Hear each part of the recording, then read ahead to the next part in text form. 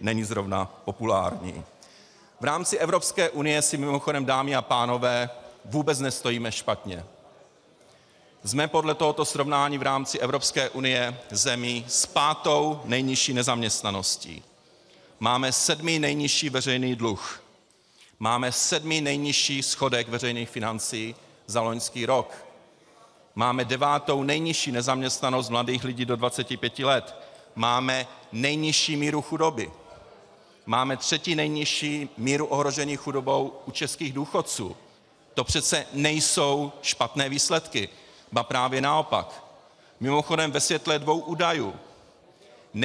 5. nejnižší míry nezaměstnanosti a nejnižší míry chudoby v Evropské unie.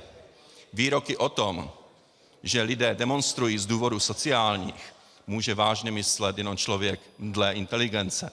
A protože já si nemyslím, že lidé, kteří tyto výroky říkají, že jsou to sociální demonstrace, jsou dle inteligence, já moc dobře vím, že nejsou, tak z toho evidentně plyne, že ty důvody jsou politické, nikoliv sociální. Protože sociálně demonstrovat zemi s 5. nejnižší nezaměstnaností v Evropské unii a s nejnižší mírou chudoby v Evropské unii opravdu nedává žádný logický smysl vyjma politiky. A jak známo v politice, velmi často logika neplatí. Vláda České republiky pod mým vedením v případě, že dostane důvěru, bude pokračovat v klíčových bodech programu. Bude reformovat veřejné finance.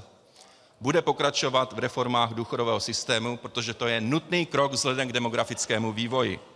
Vláda bude pokračovat v modernizaci zdravotnictví v jeho cestě k větší efektivnosti. Vláda musí provést reformu terciárního vzdělávání, která je důležitá z hlediska naší konkurenceschopnosti.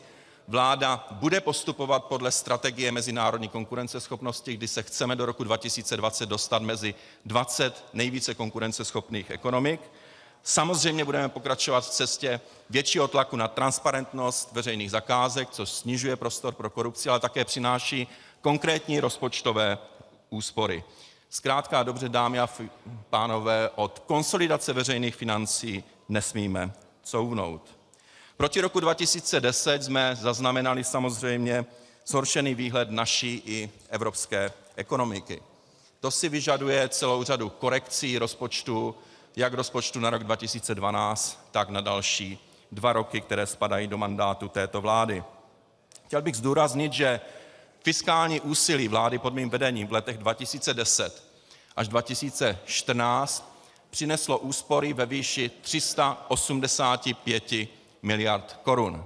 Že i v tomto fiskálním úsilí a ve snižování schodku veřejných financí je poměr mezi úsporami a zvýšením příjmů 2:1, čili to splňuje takzvané zlaté reformní pravidlo. Chci také zdůraznit, že další cestou, kterou musíme jít, je další redukce agend, další redukce byrokratického zatížení, včetně rušení jednotlivých úřadů a institucí. Chci také zdůraznit, že složená daňová kvóta se až do konce mandátu této vlády bude pohybovat okolo 34,5%, mimochodem o 3 procentní body méně než za vlád sociální demokracie. Jestliže dnes sociální demokraté tvrdí, že když vyhrají volby, zvednou složenou daňovou kvótu na stejnou úroveň jako v době, kdy byli ve vládě, tak tím sdělují lidem jednoduchou věc. Každý rok, vážení spoluobčané a vážené české firmy, vám vytáhneme z kapes zhruba 120 miliard korun navíc. Je poctivé a férové, aby to takto sociální demokraté řekli. My budeme držet složenou daňovou kvótu na její stávající výši a nebudeme ji zvyšovat. Chci také říci, že součástí těchto konsolidačních kroků musí být i velmi výrazná prorůstová agenda vlády České republiky. Potřebujeme efektivnější čerpání fondů Evropské unie. Ano, uznávám, je tam obrovský problém a obrovský průšvih a musíme to řešit. Mnohé z těchto problémů jdou za námi a je naší povinností tuto situaci zvládnout. Potřebujeme tyto evropské fondy pro podporu ekonomického růstu. Musíme dále snižovat administrativní, byrokratickou a regulativní zátěž především pro malé a střední firmy.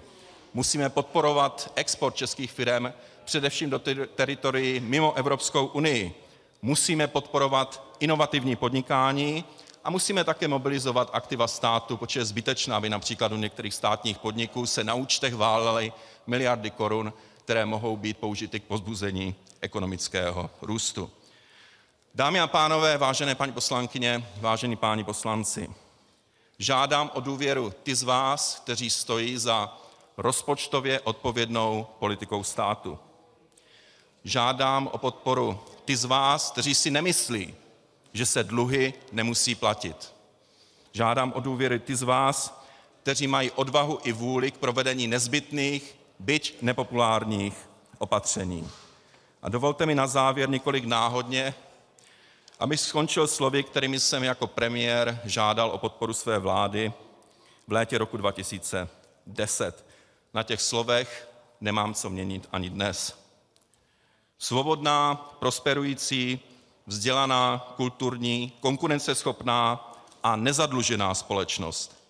Taková má být podle našeho názoru Česká republika na počátku dalšího desetiletí 21. století. Jsme přesvědčeni, že právě taková Česká republika obstojí vůči výzvám, které před naší zemí stojí a stojí před jejími 10 miliony obyvatel. Právě ve jménu takové země bych vás, dámy a pánové, chtěl požádat o vyslovení důvěry vládě. Děkuji za pozornost.